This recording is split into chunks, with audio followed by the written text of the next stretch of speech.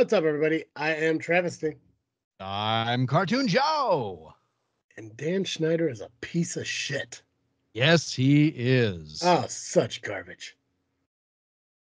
We have to say allegedly. We don't have lawyers. I don't know. Dan Schneider is allegedly a piece of shit. The official stance of this freaking show and the Freaknet Studios network. And welcome back to another episode of this freaking show. It is the weekly podcast with a little bit of something and a whole lot of nothing. The same weekly podcast that is brought to you by CarterComics.com. One-stop shop for all your comic needs, whether it be graded or raw. Carter Comics has got them all. All you gotta do is go to CarterComics.com. Fill your cart up with all their amazing comics. Discount code that shit with Freaknet, Freaknet. Save 10% on your entire order. Buy more than one comic. Automatically an additional 10% discount being added. Get that stuff sent to you absolutely free. Do that stuff now. Not only at their website of CarterComics.com, but if you scroll down their homepage, there's a link to their eBay account. Same shit. Discounts, free shipping, get it all. CarterComics.com. Get it going. Do it now. Joe, we mentioned we're going to talk mostly about Dan Schneider and him allegedly being a piece of shit here on this episode. I tried to kind of like search online to see if I could find like a here's 20 things that prove Dan Schneider's a creepy fuck. I couldn't really find anything like that. What I did find is from BusinessInsider.com. A complete timeline of Nickelodeon producer Dan Schneider's controversies from toxic workplace allegations to his response to quiet on set. If you guys don't remember from our last episode, or if you had a chance to listen to last episode, Quiet on the Set is a documentary that came out on Max that depicts a lot of the shady behind-the-scenes things that happened during the Dan Schneider run at Nickelodeon that pertained a lot to sexual innuendos into his kid-based TV shows, and also a lot of some of the people that worked for him that end up being total fucking creepers. Yep. It's a fantastic documentary. If you have a chance to get on Max and watch it, I recommend it. It may ruin your childhood, but you know what? Sometimes things need to be ruined in order for people to understand how bad something truly is. So that's well put. I like that. Yeah.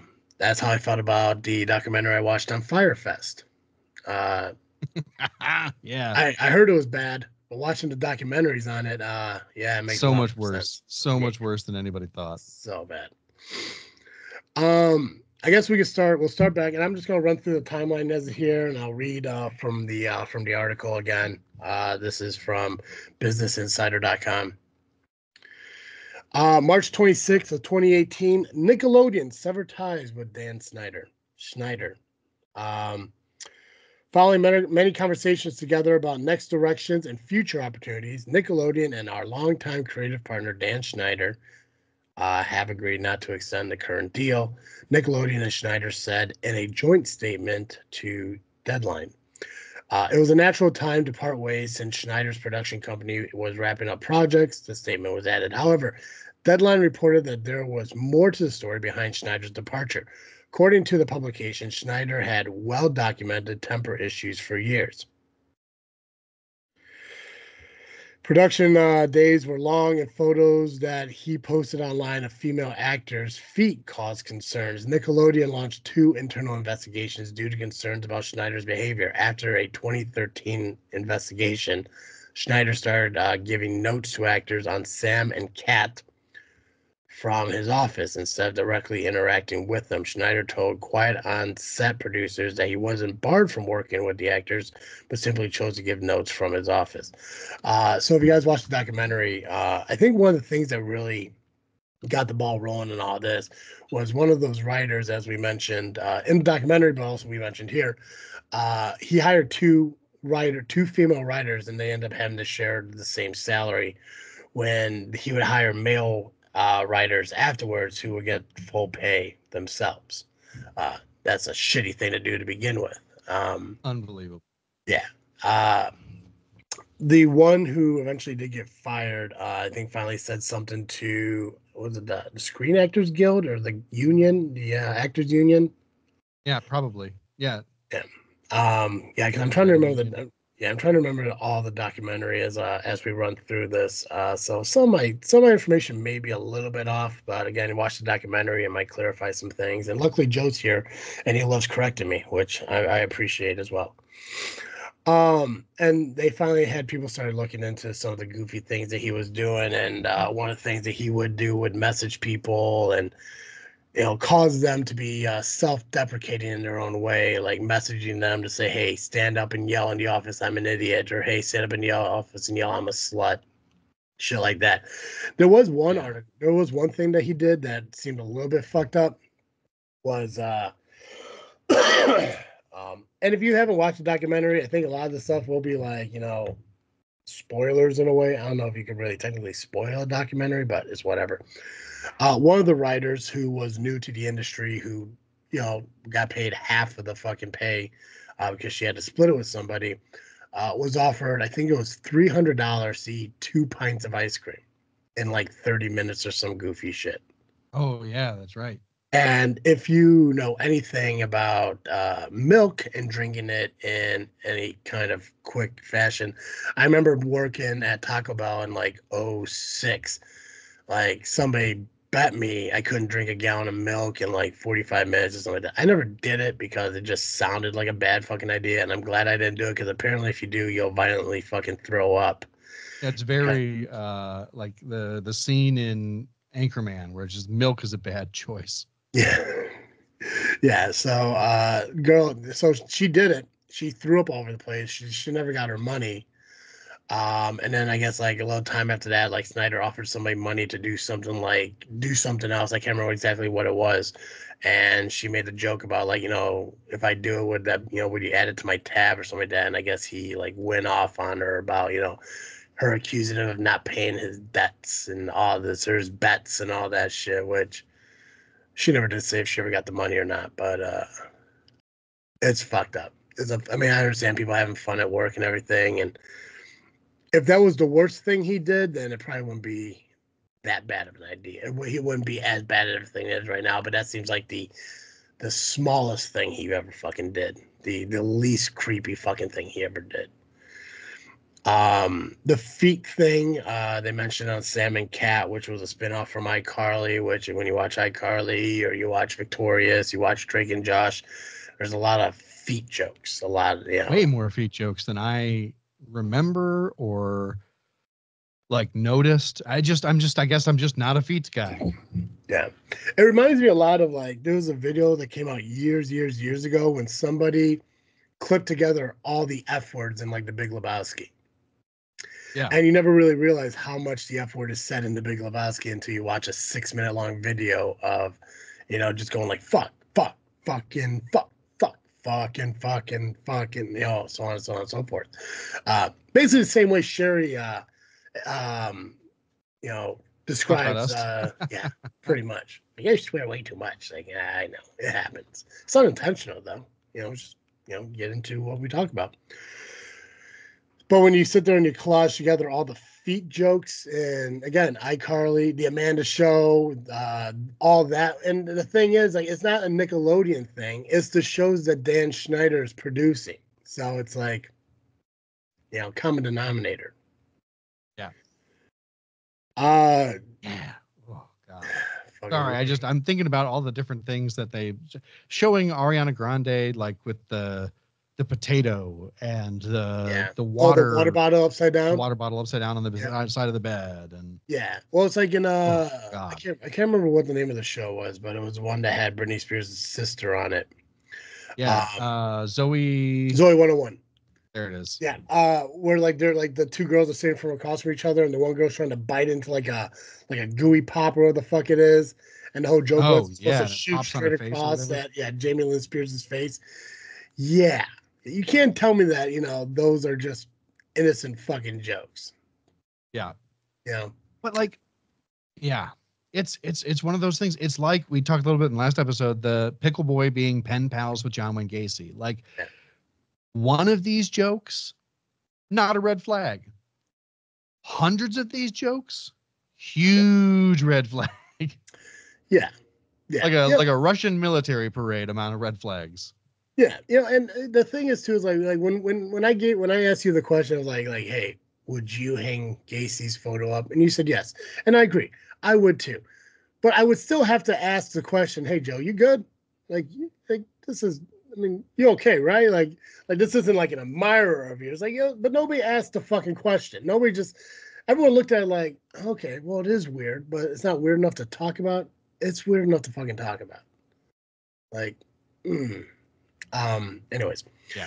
June 30th, 2021, Schneider reemerges after a 3-year hiatus via an interview with the New York Times.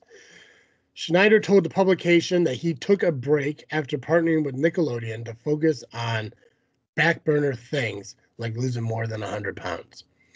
In response to accusations that his show like iCarly and Victorious contained scenes with sexual innuendos, and that he sexualized the young stars, Schneider said that the comedy was totally innocent. He denied mistreating the actors and defended his management style, saying that he has high standards. As for his relationships with the actors, Schneider said, I never interacted with actors in any way, texting or otherwise, that should make anyone uncomfortable.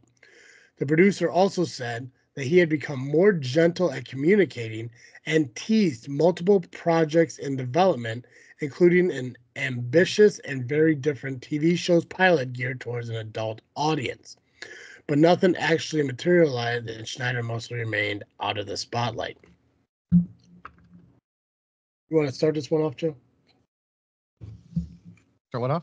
You want to start this one off? His whole, like, there was nothing sexual about anything he did. Oh, yeah. Nothing sexual at all. It's not sexual at all to have the women on set give you massages or Yeah. to be in a hot tub with a preteen girl who is in a bikini, but you're fully dressed, so it's totally fine. Yeah. It it's like in his mind, like, even though he's denying it, I know for a fact in Yeah. his mind he's like, "Hey, we're gonna push the boundary, but we're never gonna step over the line." It's like, motherfucker, you stepped over the fucking line. Yeah. And once again, like I it's weird, right? Because like a lot of these things on their own in isolation, not a huge deal. It's funny. I remember watching that episode of the Amanda Show where he's in the hot tub with her and he's Mhm. fully dressed. I didn't think anything weird about it at the time because I was a child and I thought it was funny that he was fully dressed. And Yeah, so like just that one instance, whatever, if it's just like a bit, but like then you combine it with, having people shout slut on set or yeah, naming one of your characters Penelope Taint and denying that it means that. Um it just it's yeah. just scumbag behavior. Especially when you have to say like, "Hey, we're gonna call her Penelope Taint," but hey, everyone who works for me, don't tell Nickelodeon what it really is. And if they come up to you and ask you about it, you're just like, "No, no, no. Her name's Penelope Taint because she tainted, Amanda or whatever." It's like I'm sorry, that first off makes no sense because if you're Amanda Bynes' #1 fan, how are you going to taint her good name? It just Right. like, but you're already coming up for an excuse on why you did this in hopes of not being caught doing it. And then when you Yeah. have multiple people who work for you, both child actors and actresses and their parents and cameramen and writers and producers all saying the same thing, and you come back and say like, no, that never happened. I sent notes from my office because I chose to. Nobody who runs a fucking production company who who's involved in the production of a show chooses to watch from their office. You want to be there to focus on it, but the problem is you can't because you have a lack of professionalism in order to do your fucking job. And I think a lot of it has to do, and I've made this joke a bunch of times when it comes to certain people in my life, is you were probably one of those kids who unfortunately was probably picked on in high school. Obviously, Dan Schneider, heavy set fucking dude, and I'm sure he's been that way his entire life. And I'm sure the mean kids in school picked on you. It happened. It happened to me. I got picked on a lot for being a heavy set Yeah, dude. same. But You're in his mind, which it's just a theory, not saying it's fact, but just a theory. When you finally were able to grasp a little bit of power, in your mind, it's like, now it's my turn to be the guy. Because now people have to listen to what I have to say because I have the authority to change their lives forever by either firing them or making sure they never work in this business again. I think it's a power play that he fucking did, and he went on a power trip because of it. Yeah. Again, it's just a theory, but I've seen it enough times where it may be really true. Because Yeah. when you look at everything he's done, yelling at people, telling them what to do, and how I'm in charge, I'm the boss. When you get somebody telling you that shit, you know there's a fucking problem. This is my company. I'm doing this. I'm the boss. You need to listen to me, or you could fucking get fired and you'll never work in our place. It's like fuck you, dude. Like Yep. absolutely fuck you. You get like shitty stepdads, assistant managers of like Walmart, like Dan Schneider, all same kind of guy. Yeah. Sorry, It's no offense to those people if you're actually good dudes, yeah. but if you're not a good person, like, Yeah. Just sorry, you're a stereotype, I guess. yeah.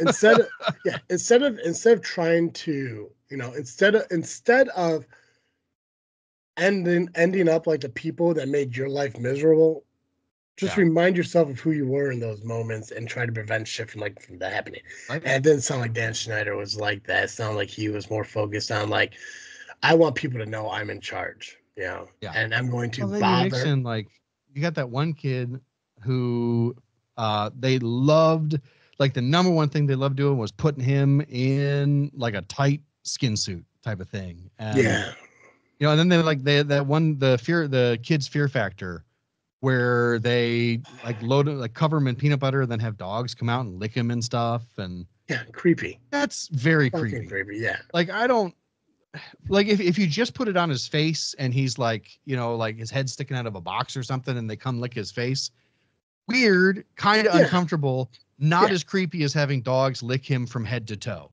yeah.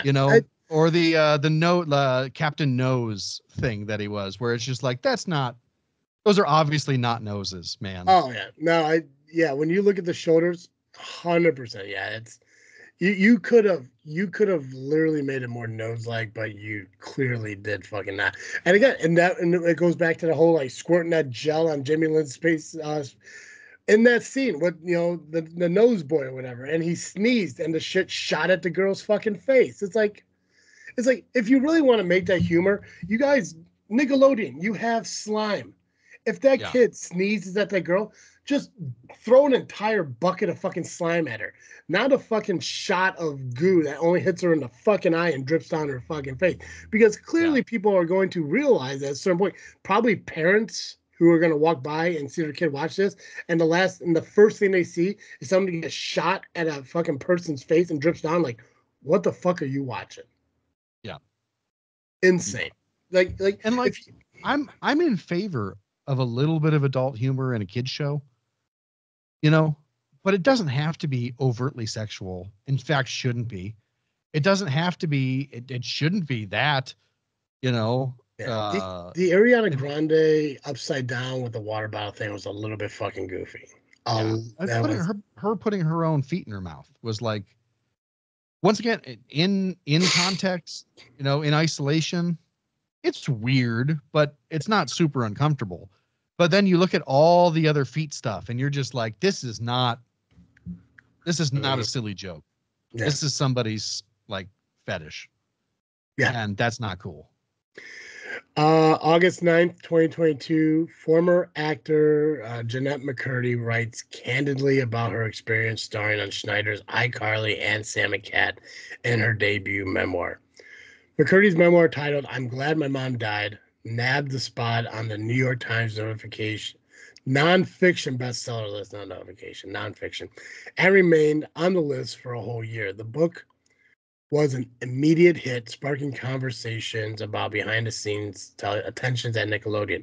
McCurdy, who portrayed Sam Puckett on iCarly and the spin off series Sam and Cat, wrote about a powerful, controlling, and demanding person whom she referred to only as the creator. McCurdy said that this unnamed figure pressured her into drinking alcohol while underage, yelled at her while she was filming and kissing scene with her iCarly co-star Nathan Kress, and explicitly asked that bikinis be included in a wardrobe fitting. Well, obviously, people know who she was talking about because based on the environment that Dan Schneider created, there's only one person who sits at the top, and that's Dan Schneider. Mm-hmm. The alcohol thing I've heard a lot about, as far as not only just Nickelodeon, but like a lot of child actors, like being involved in underage drinking and shit. That I'm actually really interested in reading her book to try to understand it all. And I know she had a falling out with her mom. I don't quite remember what the issue was with her mom and all that. Yeah, it was so the way they set these things up a lot of times is they don't have good protections for the kids, and so the parents get the bulk of the money directly to them instead of to the kids. Gotcha. Or they have control over the bank account or the trust or whatever. And so as a result, like with McCurdy, she had like examples of like not being able to go out to eat or whatever, but her mom would have a new fridge. You know? Oh, okay. Yeah. Yeah, that makes a lot more sense. Yeah, it's also like the fact that people are getting involved in. It goes back to Pickle Boy. Before the allegations with Drake happened. Before the incidents really occurred with Drake, he didn't like the fact that Drake's dad was trying to keep him away from him, like keep Drake away from Pickle Boy. So he kept trying to push, like telling Drake, like, you need to fire your dad as your manager. People in people in this industry, like having their parents as their manager doesn't really work out well. It doesn't work out right, blah, blah, blah, blah, blah. And he ultimately got what he wanted. He got his mom to take over as manager and everything. But when you sit there and look at too, you look at fucking, I can't remember that fucking dude. I don't know. I sent you a TikTok on Facebook. I don't know if you saw it before we started. Oh no, I didn't. It's fucking hilarious. Pertaining to what we're talking about now. Um, where was I going with that? When you look at Pickle Boy, even when you look back at the way he acted around Leonardo DiCaprio on Family, I think it was Family Ties. I think that's what it was, or whatever. Mm, Like he was creepy fucking back then, like right? very fucking creepy back then. And Drake's dad tried to do the best he could, but when you get fucking young, impressionable kids around these adults who are telling you that they're looking out for your best interest and everything, it's sometimes you don't really see it until it's fucking too late. Yeah. And And like one of the things, as we're thinking about this, so like there's Gravity Falls is a great kids show over on Disney. It's easily one of the top 10 shows I've ever watched. It's hilarious. It's tight. There's 2 seasons, so you can watch the whole thing very quickly. It's very bingeable, and they sneak in some good highbrow humor. mhm. Some stuff that's like for the adults who are watching with their kids, and they do it without really. There's no like sexual humor as far as I can remember. Yeah. But there are, as part of like the extras, if you bought the DVDs or whatever, and so some of these have made it to YouTube and stuff. The creator Alex Hirsch would go back and forth with the censors. Like they weren't allowed to make a there once was a man from Kentucky joke. Because the censors were too worried that like somebody would use that limerick's history and make an inappropriate joke with it or something. And as you're watching these with Alex Hirsch, you're like, man, what? This is like too far. Why are the censors so ridiculous? Yeah. And then you hear about this stuff that Dan Schneider got away with, and you're like, that's why the censors are so ridiculous. This guy got away with so much, no one will ever be able to get away with that again. Yeah. Yeah. And So it's like, on the one hand, good that no one will ever get away with it again, but on the other hand, like, wow, you messed yeah. it up for everybody, dude. Yeah. Yeah. No, 100%. And when you get people like Dan Schneider who think it, God, he's just a fucking horrible human being, allegedly. Um, Yeah. it's it's one rotten apple spoils the bunch. Isn't that what they say and everything? And Yep, yeah, yep, so when you get to a certain point of like, like this isn't really that bad. It's like, yeah, but we can't push that boundary anymore. Oh, it's because Dan Schneider wanted to show off fucking, preteens fucking feet and have some weird doctor rub their foot saying like, ooh, that feels really smooth and just fucking creepy and putting yeah, putting like teenagers in swimsuits that they probably shouldn't be fucking wearing. yeah. It's fucking, I hate this fucking dude so much. August 30th, 2022, Business Insider's Kate Taylor publishes an investigation with new allegations against Schneider and his tenure in Nickelodeon. Multiple writers, actors, and crew members who worked with Schneider spoke to who the fuck is this? BI Business Insider, damn it. As part of the investigation, some former child actors shared positive comments about working with the producers, but one longtime writer described the environment fostered by Schneider as a maddening, disgusting, controlling little bubble. Alexa Nicholas, who starred as Nicole Bristow on Zoe 101, said that Schneider's set was traumatizing and alleged that the show creator yelled at her in a conference room with Nickelodeon executives when she was 13. Daniela Monet, who played Trina Vega on Victoria, said that the sitcom was typically very PC, funny, silly, friendly, chill, but there were moments that were sexualized. Writers said that they were subjected to cruel, long work days. Female staff writers who were sparse on Schneider's production accused him of being sexist. Business Insider's investigation brought to light a gender discrimination and hostile workplace claim filed by the Amanda Show staff writer Jenny Kilgan in 2000.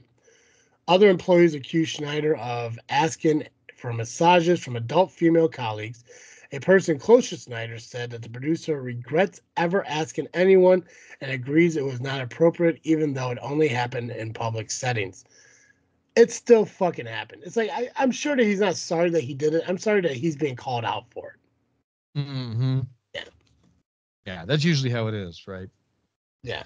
But yeah, no, dude, like I said, like when they collage all these fucking moments together, there was a lot of adult-based situations put in these child shows. And the thing is, it's like if Dan Schneider wanted to put together a child fucking show and you know do like these adult humor things, there's Comedy Central. There was Spike TV at the time. You could go there and do this shit. It's like that's Yeah, fine. you could probably do it. You'd probably get away with it on MTV or Yeah, you VH1. know, Yeah, I yeah, mean that. Like there's networks that you could go and do this stuff at. Um, Not on a fucking network that's aimed towards preteens, adolescents, fucking kids who want to just go out and just have some funny, goofy fucking comedy. You know, I mean, and there were times where like if you go back and watch SpongeBob, there were some really goofy things. If I don't know if Dan Schneider was part of SpongeBob, but SpongeBob had a lot of weird, goofy things too. yeah, Um, but cartoon compared to reality is a little bit different. yeah. Because Uh, like usually in a cartoon, you've got mostly adult voice actors yep. doing this stuff.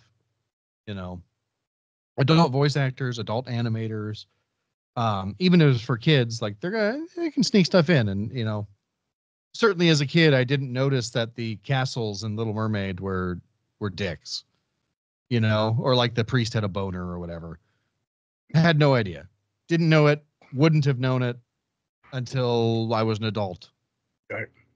Because like it's a sandcastle, and we've all built sandcastles. We've all taken and like done the tower of like wet sand or whatever that Mhm. looks a lot like that. I don't know. Yeah. Yeah. When you like, cover yourself in sand and you cover yourself in sand and like draw like a mermaid. You always put like the Yeah, shells above and always, everything. yeah, and it's always hilarious to like do that to another friend who's like not comfortable with their body or whatever. Yeah. Um, See, here's the hilarious. let's use that. We'll use that for analogy. So, in a normal fucking world, I would cover Joe with sand and I would form him into a mermaid and I'd put seashells on his chest to be like a bikini top, and people would fucking laugh. If Dan Schneider Mm-hmm. covered fucking Joe in sand to make him a mermaid, he'd put nipples on his fucking chest because it's the same thing. Yeah, and then he'd probably get like a thing of sunscreen and be like, "Ha ha! I'm Oh, gonna yes, sunscreen your boobs, yeah. It's like, mermaid." yeah. No, he needs a tan. He doesn't want to get sunburned. It's like, in his mind, same fucking thing. And guess what, Yeah, people? It's not. It's fucking not. it's I not. there's a scene in Friends where they go to like some like beach house, and a storm came through and there's a bunch of sand and everything all over the place, and Joey fell asleep in the sand inside the house, and they covered him with sand, and Chandler and them like made fucking sand boobs on top of him, and Yeah, he woke up and like looked at him like, what the fuck? He kind of smiled and shit. That's the kind of humor that you would accept from an adult show, but that's the kind of humor that Dan Schneider would throw into fucking Nickelodeon. yeah, It's fucking goofy. yeah. And I like, it's such a weird thing, right? Because like, um, you don't want kids to be uncomfortable with sex necessarily, or and I don't mean it in like a creepy way, but Mhm. you don't want them to be like ashamed of who they are or who they're becoming or anything like that. Like a really well handled show will handle these themes and do it in a way that is appropriate. To do it in an inappropriate way and completely ignore it because you're just playing it for uncomfortable laughs, Mhm. like, not cool, No, you no, know. it just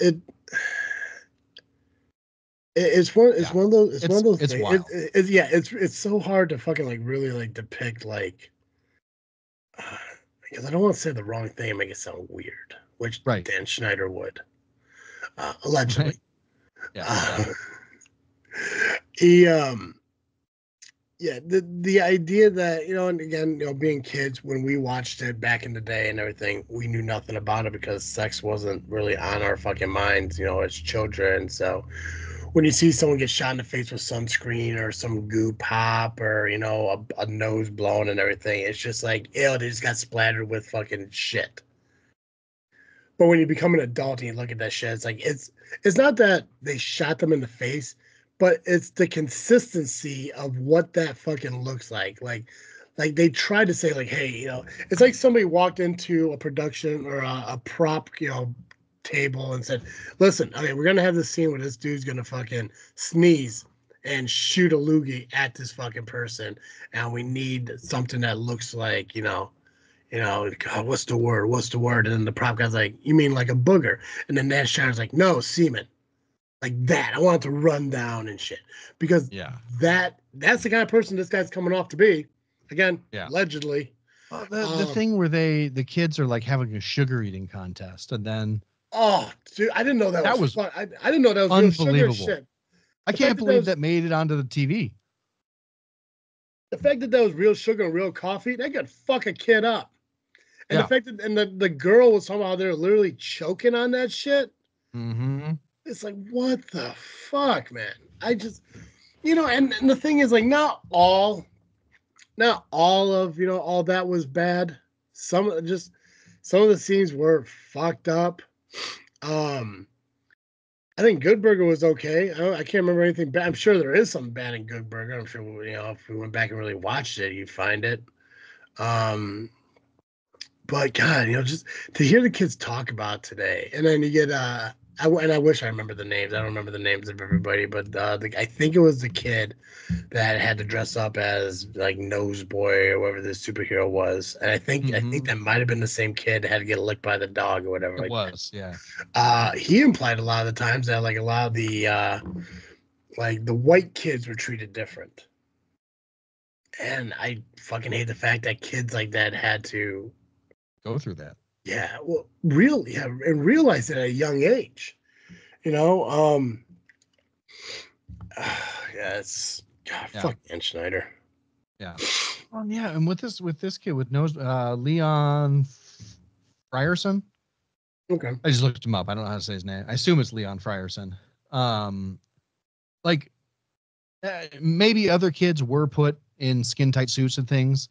They weren't covered in the documentary, right? Mhm. But it seemed like every opportunity they got to put him in something skin tight, they took it. Yeah. And I just think that's wild when you think about like just the connotations of it, right? Like the implications of like where it's I don't know how I want to say it. It's like putting a grown man in gray sweatpants. Perfect. You know? Yes. But and the thing too is like I'm sure the kids, again, this could be in the documentary. I don't remember every single thing said in the documentary, but I know the kid didn't like the fact that he had to be put into those suits. If he said that to them, they should have took that into consideration and found an alternative. But I'm sure people are, again, Nickelodeon wasn't focused on the well being of children, regardless of what they were saying in this. They wanted to make fucking money. Yep. Like they want me. I mean, they wanted to make the fucking money.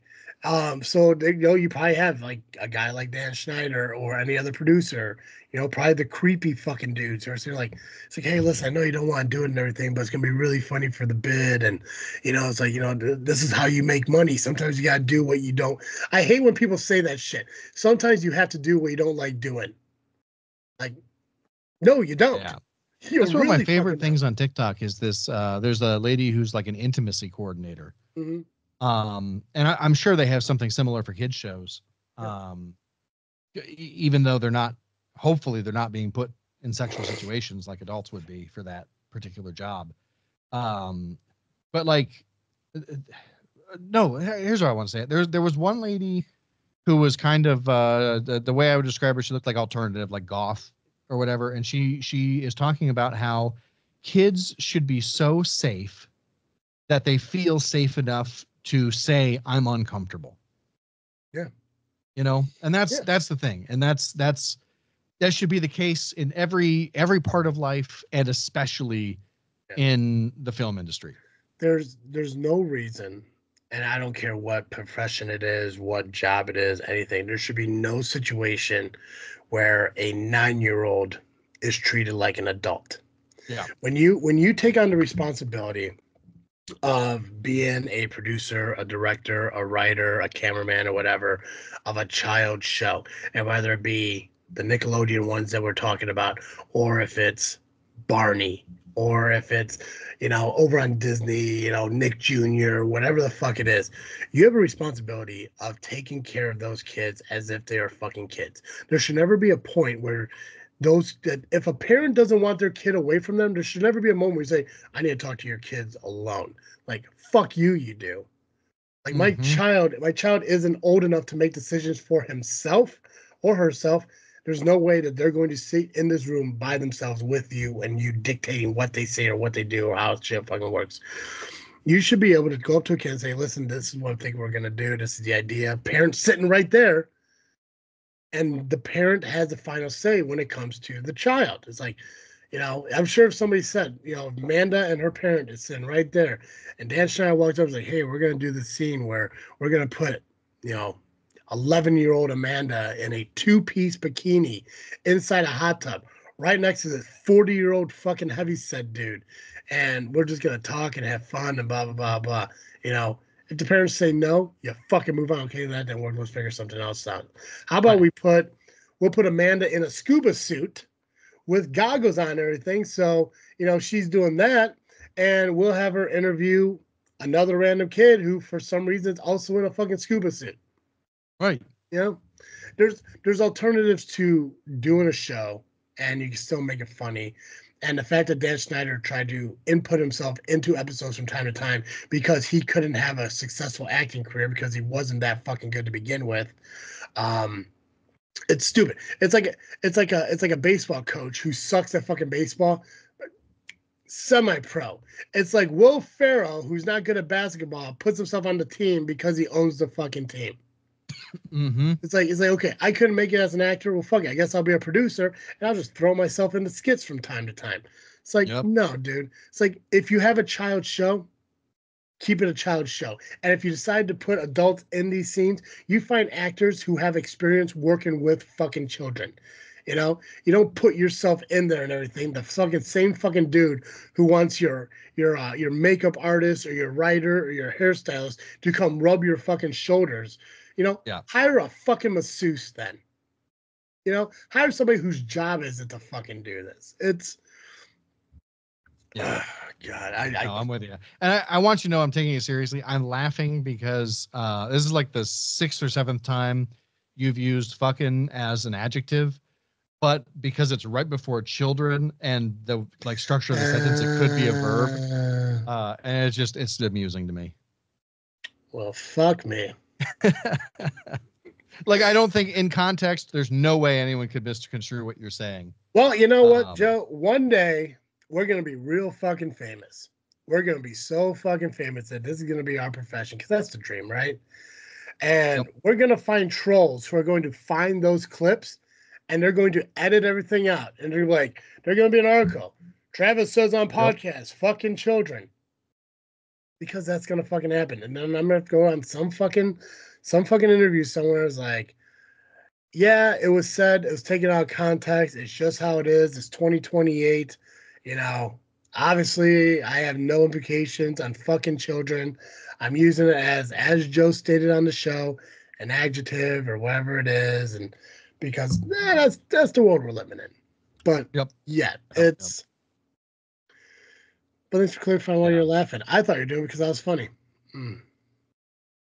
I thought it was funny, but Thanks, man. I appreciate that. Mhm. I try to be Mhm. humorous. March 17th and 18th, 2024. Investigation Discovery releases a 4-part docuseries, Quiet on Set, across 2 nights, detailing the dark side of Nickelodeon. Quiet on Set was directed by Mary Robertson and Emma Schwartz and produced by Maxine Productions, a part of Sony Pictures television nonfiction. In association with Business Insider, BI's Taylor served as an executive producer. Yep. The docuseries included interviews with multiple crew members and former Nickelodeon stars, including Nicholas Double Dare host Mark Summers. Oh, I'm sorry, Nicholas, comma, Double Dare host Mark Summers, and all that cast members Giovanni Samuels and Brian Hearn. The Amanda Show writers Killigan and Christy Stratton also participated in the docuseries and recalled splitting a salary when they were employed during season 1. Schneider stated that he had no control over salaries. Bullshit. Yeah, it's not So, good. yeah. I'm sure that, they're saying, hey, here's the thing. He probably didn't have the control over dictating that they had to split a salary, but he probably had the control when they said, hey, you need to hire a writer. And they said, what if I can get 2 for the price of 1? They said, sure, do it. Yeah. Yeah. Um, aside from issues over pay, the 2 female writers alleged that Snyder showed the staff pornography on his computer and played degrading pranks on employees. A spokesperson for Schneider told BI that Schneider is extremely sorry for his behavior that contributed to that environment, and he has grown a lot since then.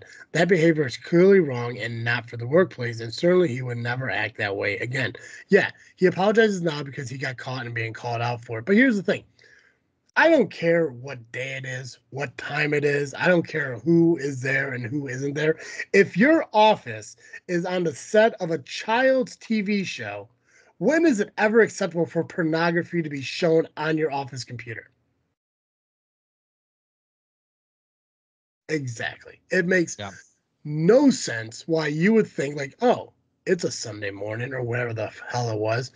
These kids, there's no kids around. Hey, look at this. Come on now. Even outside of a kid's show, how many times should you be doing that at work?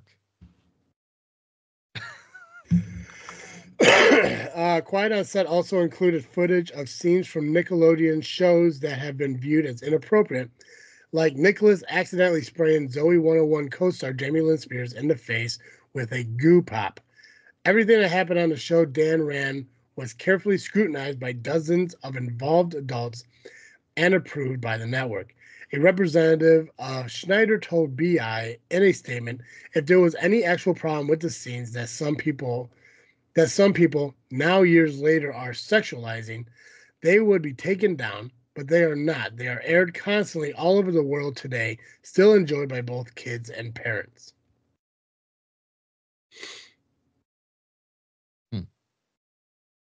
The docuseries also detailed 2 predatory males who were employed at Nickelodeon and contributed to an unsafe environment for child actors. Production assistant Jason Handy and dialogue and actor coach Brian Peck. Pickle Boy. Handy, who described himself as a pedophile in a journal, this is what's fucked up, was sentenced to 6 years in prison on 2 felony counts and was 1 misdemeanor involving 2 girls. Should have gotten longer. I think he even said, I think when they were talking about his journal and shit and how he was writing stuff, that he was actually talking about like ways that he could like get away with like molesting children and shit. I'm pretty sure you're right. In the documentary, they did talk about that. Yeah. Peck was arrested in 2003 on 11 charges of sexual abuse related to an unnamed actor. 41 friends and family of Peck wrote letters supporting them and asking the judge for leniency in a case.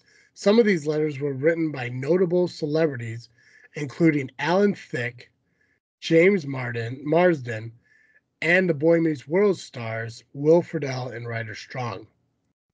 The letters were sealed until Maxine Productions, one of the docuseries producers, successfully petitioned the court to unseal them in 2023. I'll pause right there for a minute. I tried to freeze frame it during the series to see if I could read any parts of the letters of who was sent and everything, and I don't fault anyone for coming to his aid at that time. Yeah, if you don't know or whatever. Yeah. Yeah, because I know after this is all said and done, I was kind of looking up because I do listen to Pod Meets World that has Daniel Fishel, Ryder Strong, and Will Friedle on it. I haven't listened to an episode in probably a few months because I like to wait for them to like fill up and I can binge them to work on a daily basis. But I was just curious to see if like Ryder Strong and Will Friedle had anything to say about any of the stuff that came out, just to see if there was a response. Because obviously, I think Drake Bell called them out or something about it, and I was just wondering if there was any kind of response for them. Yeah. I didn't find any, and if they mentioned it on Pod Meets World, I haven't heard it yet. So, and I don't know when I ever will, but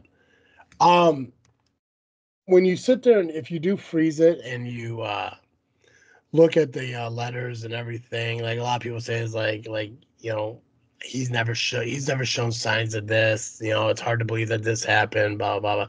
I can understand people putting stuff in there like that.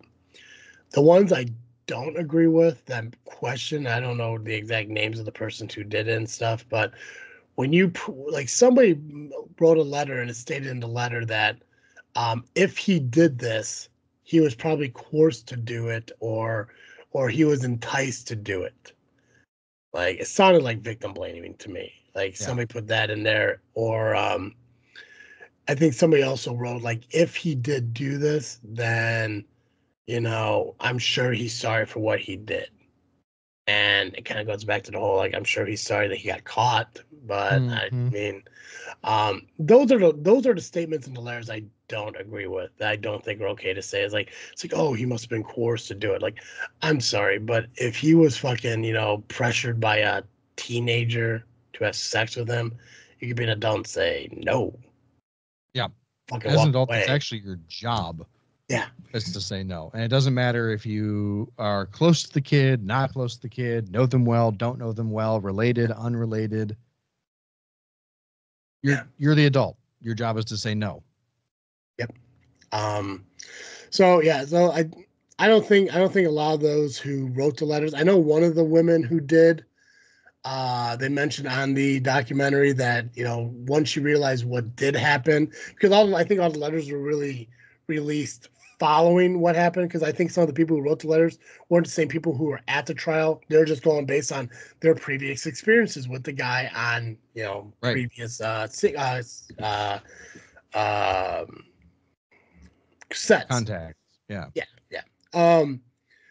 But I know there was one woman who, like, after she heard what he did and after what happened, she stated she regrets ever writing the letter and everything, that it's not the same guy that she knew. And I'm sure for a lot of these guys that he's not the same guy that he fucking knew. That isn't the same guy that they were working on sets for. And it's probably Yeah. because he did a really good job for a very long time, holding in these feelings that he fucking has. Um, and he probably never had a situation like he had with Drake Bell when, he probably never had a kid stay over at the house Right. Never got lucky enough to do that. unsupervised. Yeah. Yeah. Yeah. Well, and Um, that's the thing too, is that abusers are very good. I don't know if it's a conscious thing, I don't know if it's a subconscious thing, but they seem to be very good at um treating the people that they're not abusing really well. mhm. They're always nice to them, they're always friendly, everything is above board. And so when a kid gets into a situation like this, Mhm. um it's a lot easier to believe the adult, because one, they're the adult, and two, like, I know that guy, he would never do that, right? Just like in the letters that were sent. Well, um Pickle Boy, look at John Wayne Gacy. How many fucking dudes did yeah, he murder before he got caught because he was dressing up as a clown for sick kids at hospitals? He was a Chamberlain or whatever the hell those fucking people are, the leader of the HOA, or so he yeah. was some leader of something. Model citizen, BTK killer. He was a cop, a model Hmm. citizen, but he killed people. It's like, yeah, psychopaths like this are able to kind of Ted Bundy, Yep. cute looking fucking dude, attractive fucking man, just very suave, very, he was able to draw people in. It's like, Dahmer, not so much. Clearly, if I lived next to that dude, I'd think he was a murderer. Yeah. 100%. Um, but there are people who are capable of getting away with this because they have the ability to chameleon themselves, you know, Hmm. into society and being like, hey, yeah, because how many times do you like hear an interview where somebody talks about like somebody who just murdered somebody and they're like, he was always a good guy. Yep. He was in my he went to my church. We were on the same bowling team. We played softball together. I grabbed a beer with him after work. I'd never think he would do anything like this. It's Hmm. it's nutty. It's absolutely fucking nutty. And the weirdest part about this, because I don't know what the sentences really were and shit like that, but the handy guy got what, 6 years, I said? Yeah, that's what you said. Yeah, and as far as they know, he never actually did anything to anybody. He had people's underwears and Ziploc bags and shit like that, which is really fucked up. And he sent like dick pics to some kids, which is also fucked up. But Peck did something to somebody, and he ended up 6 years. Josh Peck was arrested in '03. I think I scrolled down. 16 Yeah, months. here we go. Yeah, in October 2004, Peck was sentenced to 16 months in jail and ordered to register as a sex offender. Quite a set revealed that Drake Bell was the actor who was sexually abused by Peck when he was 15 years old. And Quiet on the Set and in an interview with BI, Bell said that he struggled with processing his experiences after Peck's arrest, but Schneider checked in on him and offered support at the time and in the years that followed. Bell, who began acting when he was 5 years old, described Nickelodeon as a factory that treated child actors as expendable, which is true because, again, we talk about the one girl who got replaced by Amanda Bynes, who was supposed to Hmm. get her own show and be like the next thing. And once Amanda Bynes came around, somebody called her mom and said, "We need your daughter to lose weight because we already have a fat actress. We don't need two of them." That's on the documentary. That shit's true. Hmm. Who gives a fuck what a kid fucking looks like, fat or not? Who For gives a kids, shit? dude. But For kids. yeah, it's like they didn't need one. They found somebody else. They found somebody in quote unquote better. Let's move on. Um, in a statement, Nickelodeon said that it had adopted numerous safeguards over the years to help ensure we are living up to our high standards and the expectation of the audience. I think that's what they put at the end of every single episode in this series. Yep. Bell said that he turned to self-destructive habits, but going to therapy and rehab recently has been instrumental in keeping him from going down a dark path. After the release of the docuseries, Bell defended his Drake and Josh co-star Josh Peck after he was criticized for not commenting publicly about the doc or Bell. In a video posted on TikTok, Bell said that Peck reached out to talk to me and help me work through this, and has been really, really great. Peck wrote a message on Instagram the following day saying that he took a few days to process quiet on set. He also said that he contacted Bell privately and supported the people who spoke out about his experiences in Nickelodeon. Yeah. Which And realistically, by the way, in case you didn't say it, Josh Peck, unrelated to Brian Peck. you know what? I when I first heard Brian Peck, I was really fucking confused because I forgot what Josh Peck's first name was. I'm like, hold on a second, what? But yes, completely unrelated. Um, and honestly, like, like I don't think no one should ever have to have gone after Josh Peck and not reaching out to Drake Bell because, again, they said he reached out to him in private. Like, you don't fucking know. Don't attack people for not doing anything, immediately. And if who knows, maybe Josh Peck and Drake Bell had a falling out where they don't really talk anymore, or Right. maybe Josh Peck went through the same fucking shit, and now this is kind of like rehashing everything, But it's we don't know what Josh Peck knows, Yeah. Yeah. No, March 19th, 2024, Schneider releases a nearly 20-minute video in which he addresses allegations in the docuseries and apologizes for past behavior. So we're looking at what, 4 days ago? Yeah. Interesting. After the what's up? I haven't seen that. I didn't even know it existed. There's actually a clip in here for it. I don't know if I'd never fucking watch it. Fucking, I got no he interest, look to be honest. he looks too much like Ted Lasso right now, and I'm not a big fan of that. After the docuseries were released in its entirety, Schneider sat down for an interview with, I guess it's supposed to be Boogle, but it's B, capital B, lowercase O, capital G, exclamation point E. I don't know, maybe Boogie. Maybe. Interview with Boogie, aka Bobby Bowman, who played groovy smoothie manager Tebow on iCarly. I do remember that guy. Okay. Watching over the past 2 nights was very difficult, Schneider said, facing my past behavior, some of which are embarrassing and that I regret. I definitely owe some people a pretty strong apology. I think you owe a lot of fucking people an apology, bro. Schneider said that the behavior he had exhibited back then wouldn't happen now. He admitted that the on-set messages were wrong and that he'd never do it today. I apologize to anybody that I have put in that situation, he said. Additionally, I apologize to the people who were walking around Video Village or wherever they happened because there were lots of people that were witness to who also may have felt uncomfortable. So I owe them an apology as well. Regarding allegations about Schneider's writer's room, the producer said no writer should ever feel uncomfortable in any writing room ever. Agreed. He said that it's normal for inappropriate jokes or topics to come up in those settings, but he's embarrassed that he participated in it and made practical jokes that went too far. I can understand jokes and shit happening. I do it with Nubby and Pac-Man all the time, or like I'll poke fun at Pac-Man on the podcast, and once in a while I will poke fun at Pac-Man, in like group chats and stuff. Actually, when Dizzle J came back to JFW and I added them into our group chat, me, Nubby, and Pac-Man, we'll still kind of play off like the characters and stuff in the chat. And DJ didn't know that. DJ actually messaged me and he's just like, dude, what the fuck is their problem? Like, it's all fun, man. Like, don't worry. Because they know that what we're doing isn't fucking real. It's just us goofing around and Yeah, having. if you're in on the joke, that's part of what makes it a practical joke. But there's a line you got to cross, that you don't cross when it comes to that shit, Like, it's okay to have a fun workplace, but if I ever had a time where my boss told me to stand up and yell fucking whore, in a work environment, it's not fucking happening. That's your line, bud. Like, that's your fucking line, Yeah, it's real weird.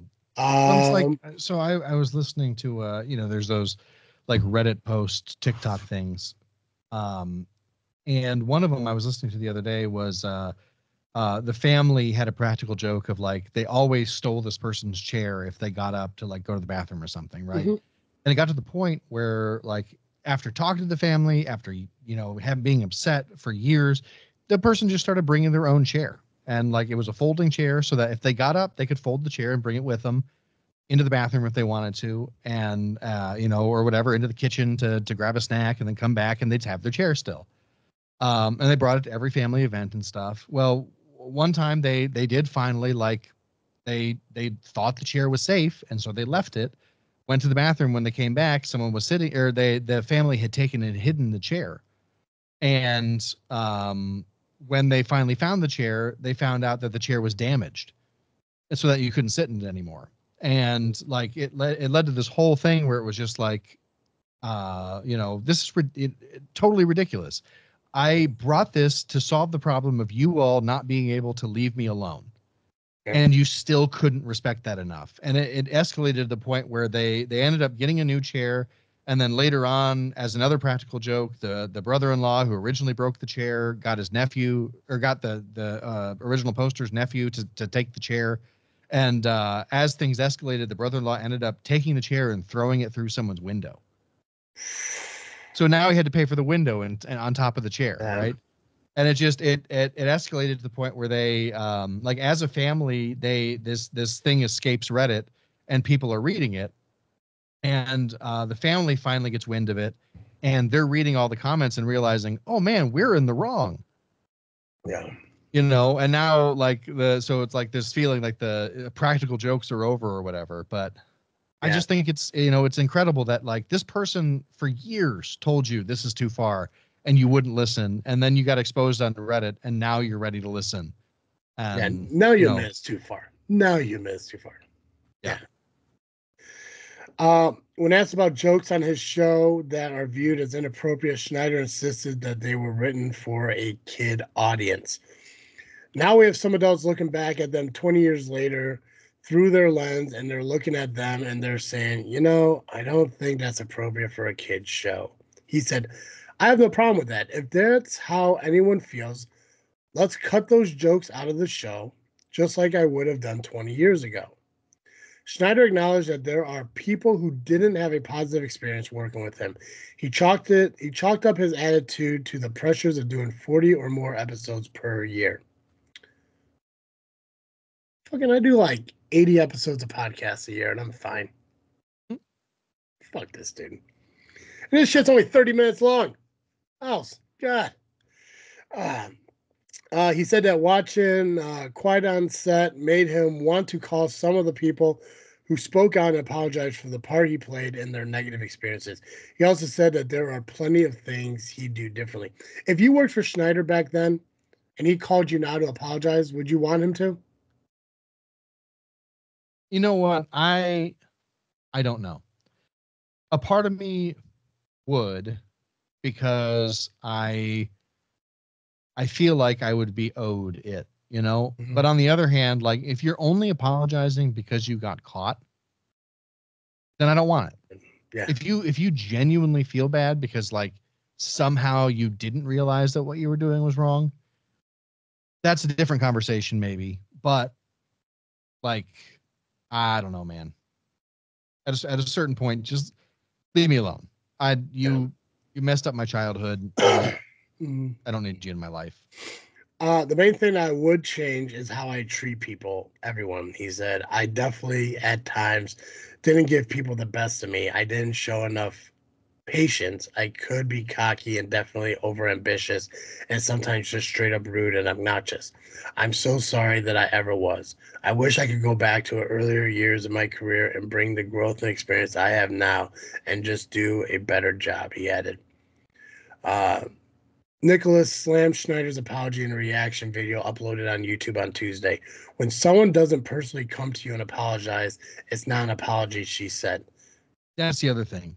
I would not release an apology video. I would go apologize to the people directly if I actually felt bad for what I did. This is just damage control. Yeah. See, I'm kind of in, as weird as it is, I'm like the opposite thought. I would be too worried about calling somebody who is probably traumatized by my actions that I would want to make a public apology. So everyone, first off, I'm sure he did so everyone knows for the publicity. But I would want to do it to where if you feel the need to want to listen to it, you can listen to it. Hmm. Actually, maybe just an email. Maybe just saying an email. Yeah. Yeah, Or like reach out through their lawyer or whatever. yeah. Yeah. Um, let's see. When somebody doesn't apologize personally, to apologize, not an actual apology. I do kind of agree with that aspect as well. I mean, taking the easy way out and doing the video thing. I guess I can look at both ends of it. I can look at both Yeah. sides and find a positive and negative in both ways. If you hear about it through other people, it's not really an apology, right? An apology is to the person that you hurt. That's what an apology is for. I would have appreciated if Dan apologized directly to me, she said. He's a bully, a meanie, and impacted my life, right? Where's the phone call of an apology? How come you can do all of this?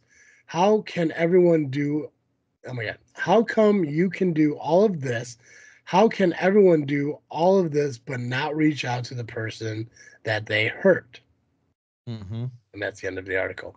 I can understand where she's coming from. Like I said, I can see the pros and cons of both ways of doing it, the personal phone call or the overall public apology, because it's like you don't know how they were affected. And if I was Dan Schneider and I was a piece of shit, allegedly, and I did all this shit back in the day, and there's this documentary of all these people talking about how big of a piece of shit, allegedly, I am. It's like, if I call that person up right now, is that going to traumatize them? Is that going to rehash some fucking feelings? Like will it help or hurt these people? And it's like, maybe like you said, going through an attorney, like, hey, listen, I want to call your client and I want to apologize, but I want to know if that's going to be okay first. So when you can you reach out to them and say, hey, Dan Schneider got a hold of me. He says he wants to call and publicly apologize to you. Do you want him to or not? And at that time, if they say, you know what, yes, I would like him to do that, then you go call Dan Schneider. Yes, they're expecting your call, or I don't want to hear from that motherfucker. Like, he doesn't want to hear from Right. you. It's like, okay, well, I am truly sorry, but I understand. I think that may be Yeah. the best way to go about it. I think you said going through a representative, a business manager, a lawyer, a representative. I think that's probably the best route to go through. I think that would be the best route. Not a public apology, not calling them directly without any like notice. I think an advance notice from an agent or a lawyer. I think that'd probably be the best route. Mm-hmm. Yeah. I hope to God that Wow. Nickelodeon does have this shit in place now, so things like this can never happen again, because it sucks. You hear a lot of shady shit that happens to adults. Like, you go back and look at like what happened to the Judy Garland when she played the Wizard of Oz. Right. Yeah. Yeah. Adults back then, you know, the fact that that could happen to kids in the fucking 90s is horrifying to think Seriously. about. And Yeah. it's insane. Like, when everyone, I mean, I'm glad that everyone has the same feeling that this is absolutely disgusting, and I'm sorry that this ruins fucking everyone's childhood, and it sucks that it ruined mine in a way, because that shit, I mean, that's what I grew up on, and I hate the fact that realizing like everything behind the scenes now, it's way more than what it really was. Right.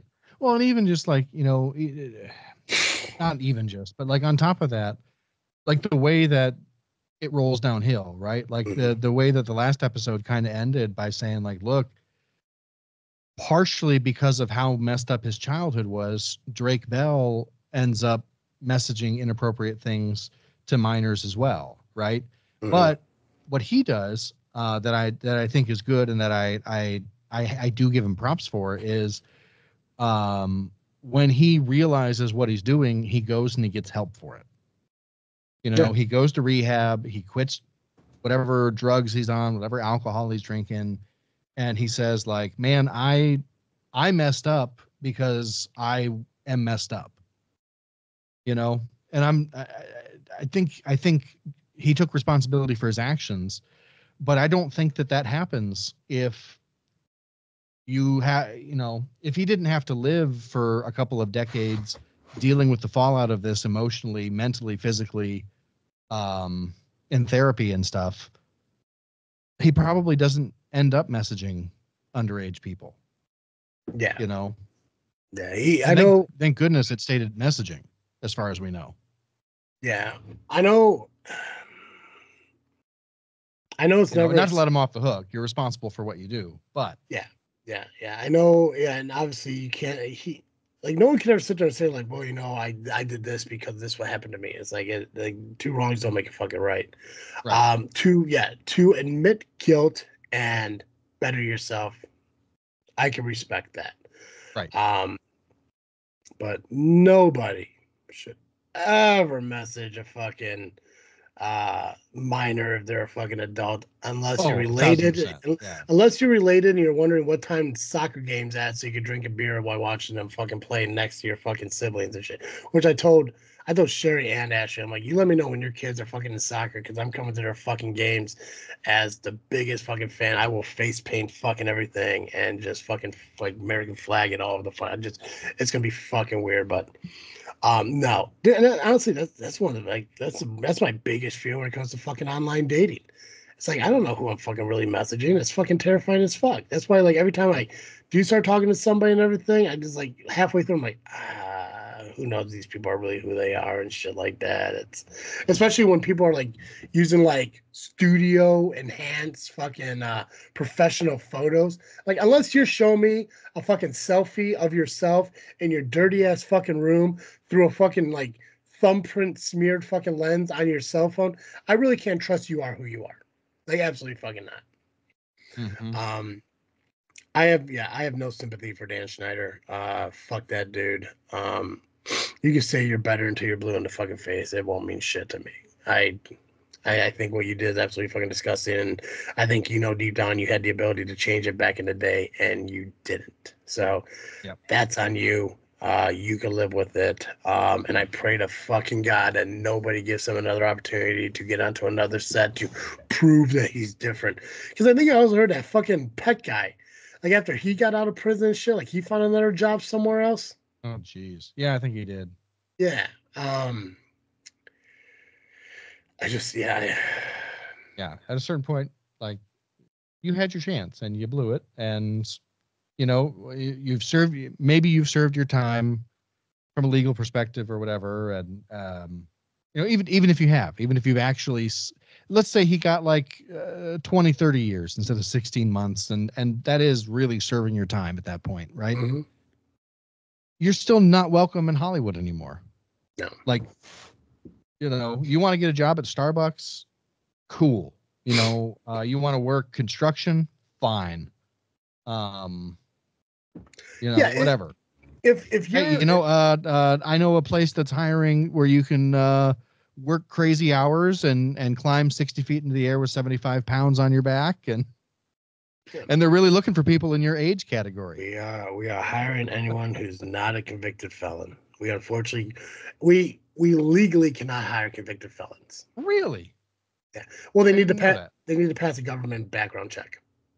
Huh. Yeah, they need credentials. And that's one thing that's rough too, because sometimes you do get applicants and everything, but because you need to be able to hold government credentials in order to do our job, if you can't pass Huh. that background check, you can't be employed. I feel Um, like felons that'd be a really good job for them. people who want to turn their life around, like Yeah. I'm all about fucking giving them opportunities. Plus, you get fucking tax credits and shit when you do it. So in a selfish way, I think that's awesome.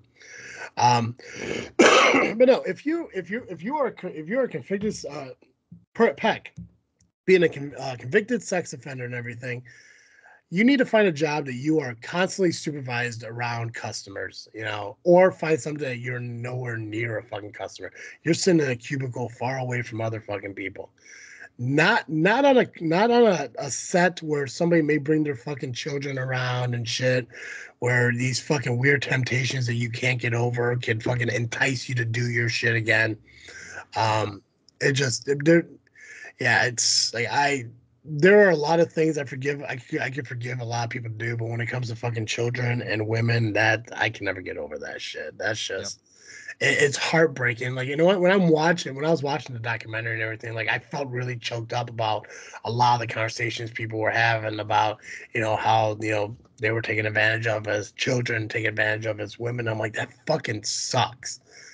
It sucks. And then granted, yes, 30 years ago was a different fucking time when this all, well, 25, I guess, whatever the hell it was, years ago was a different time. And, people aren't as realizing of situations that they are now. Do I think something like this could happen now? Yes, but I don't think to the extreme. I think there would be enough people who are willing to step up and say something. I And hope so. true, like I think no matter what, whether it's the late '90s or the early 2020s, I think there's always somebody who could go up to somebody and say, "Listen, if you refuse to do this, there's no guarantee you'll have a job in this fucking industry, and if this is your livelihood, then like what the fuck do you do?" You know. Mm-hmm. Um, but as long as you have the support of the people behind you, then you know what? Maybe it's a lot easier to be able to step up and say absolutely fucking not. Like Yeah. like a background actor who bases their jobs and stuff on like word of mouth. Like, hey, we had this guy in the back reading a fucking book and he did good. We had this guy order a cup of coffee, he did fucking solid. But if somebody fucking tries to persuade them to do some shit they're not comfortable with and somebody threatens them with their fucking job, then maybe the fucking star of the TV show needs to know about that and maybe they'll be willing to step up and say, hey, absolutely fucking not. Could you imagine being that guy who's like an extra or a back scene actor and stuff like that, being, trying to be coerced into doing something you don't want to do. And let's say you're on the I don't know what's a fucking very popular fucking TV show. Let's go with what's a famous fucking TV show? What's a very popular one that's going today? The Bear. I don't know. What the fuck is the Bear? I hear about the Bear all the time. It's a show about a cook in Chicago. Opens a restaurant. It's got Oh, one of the yeah, the kids dude from with Shameless Shameless. grew Yeah, up and he's the actor. Yeah. yeah, yeah. I tried watching. I couldn't get into it. But let's say a backstage actor like on that show was being coerced into do something, and that backstage actor, happened to go up to the main character of the Bear. I can't remember his fucking name, but solid fucking actor. I love that dude. He's a great actor. I just can't get into that show. And he goes up to us like, hey man, I don't know if you can help me with this or not, but that fucking dude wants me to fucking do something I'm not comfortable with, and he's threatening my job for it. And that main actor walks up to that guy and says, you either quit or I'm fucking gone because what you want this person to do is unacceptable. Mm-hmm. Are they gonna cancel an entire fucking show just because of one fucking dude trying to coerce them into something? Fuck that. Right. How many directors and executive producers are out there in the world willing to fucking have their opportunity? Because you can replace somebody behind a camera. It's really difficult to replace somebody in front of a camera without either fucking up the entire show or canceling it altogether. Right. That's what it is. The people who have a voice need to be able to step up and be willing to be that voice. Mm-hmm. Uh, we could do it. I don't think we're big enough to fucking do it, but you know what? Why the fuck not? Yeah. You know? I'm with you. Yeah. So, Joe, since we're recording the same day, I don't need to worry about what you're drinking because I'm assuming you're drinking the same thing you drank on the last episode, just like I Sure just am. off my Pepsi. But do you have anything else you're freaking thinking about, or are we still focused on what we talked about here today? What else am I freaking thinking about? No, that's probably the big one. That's the only real new thing I did this week. Yeah, yeah. Again, if you guys haven't seen it yet, make sure Oh, you go check out. Yeah, go ahead. I do have something. It's a little sad, and almost no one in the audience will know about it. But right at the beginning of the show, I found out our grandpa's good buddy's friend just passed away, Mike Cazzo. So to the Is that Cazzo family, the neighbor that lived behind him? yeah, Oh well wow. across the street, yeah, Oh, okay. I know there's maybe okay. I'm trying to think of like an uncle that lives on. Okay, anyways, okay. yeah. This, Mike and Shirley, we used to yeah. do the cigar walk with them. Yeah, he passed away last night. So Oh, that's unfortunate. found That's out fine. like literally as the show started. I was like, yeah. So that's on my mind. So prayers to the Cosmo family. You're in our thoughts, and guys, sorry for your loss, man. It's the Cos was a cool dude. So Gotcha. Yeah, it's unfortunate. yeah. What about you? Same, not same, but like anything other than quiet on set? I mean, that's the big focus right now. But also, obviously, recording this on Saturday, but it's not going to be coming out for a few days. But I got the big Mr. Bill Classic. I'm working tonight. I'm still recovering from being sick, so I'm hoping I can be as energetic as I can up on commentary and everything. But as much as I appreciate everything that SCW and CSW and Power are doing to pay tribute to a Midwest independent wrestling legend like Mr. Bill, I really just want to get in, get my work done, and head home. Like I know there's an after party afterwards that Pac-Man and his buddy Gabagool are gonna go to that I was thinking about going to, but I I really just want to fucking get back home and go to bed. I mean, as we're Yeah. recording, I gotta fucking be up there in like 3 hours, and even then, I'm just like, oh God, I'm probably gonna push it off Yeah. until like 4 o'clock as much as possible. But yeah, I don't know. I mean, I'm excited to do it. I just want to get healthier and better, and like I said, I just want to get in there, get my stuff done. Pray to God it doesn't go too late, and I can head home. Luckily, it's not that far. It's like 20 minutes from home, so it's not that bad of a drive back. But yeah, yeah. So Gotcha. that's about it.